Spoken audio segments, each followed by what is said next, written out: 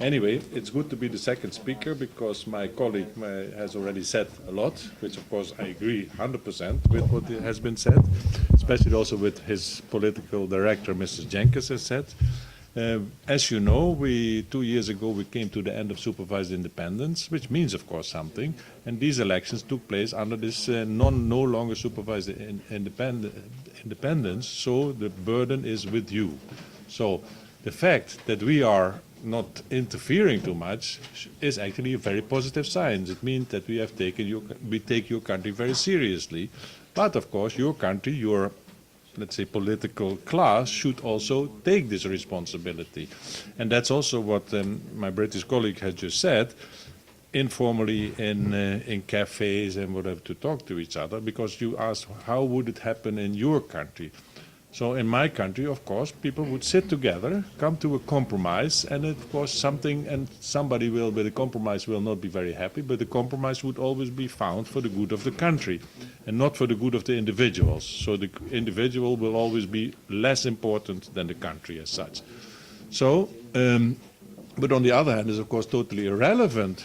That's why I mean to speak openly, because that of course has a criticism on this last report of the Constitutional Court. It had, I think, 2/3 of the report was about how the situation was in other countries.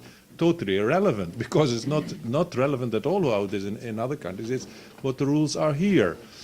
In Germany, and you can confirm this, I hope, in Germany you have the system that the biggest party always has the leader of the Bundestag, so let's say of the lower house.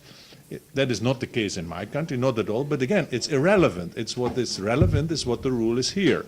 Well, you have seen what the Constitutional Court have said. Okay, the Constitutional Court have said this, and we, defending the rule of law here, we say we have to abide with the Constitutional Court, and they have said this is the case. So this is how it is. Whether you like it or not, this is how it is.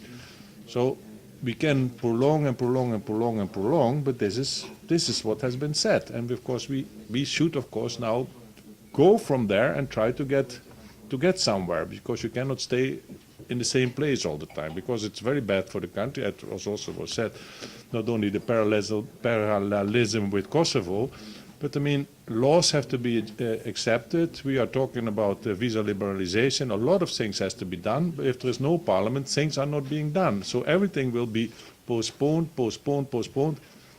You can, as we know, there's somebody who has been in Belgium. You know from Belgium that it's sometimes very good not to have a government.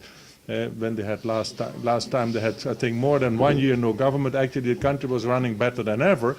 But still, you need a parliament. The parliament is more important than a government. So you really need a parliament. And without a parliament, you cannot function. So this problem has to be solved as soon as possible. That is my recommendation. So it means compromise.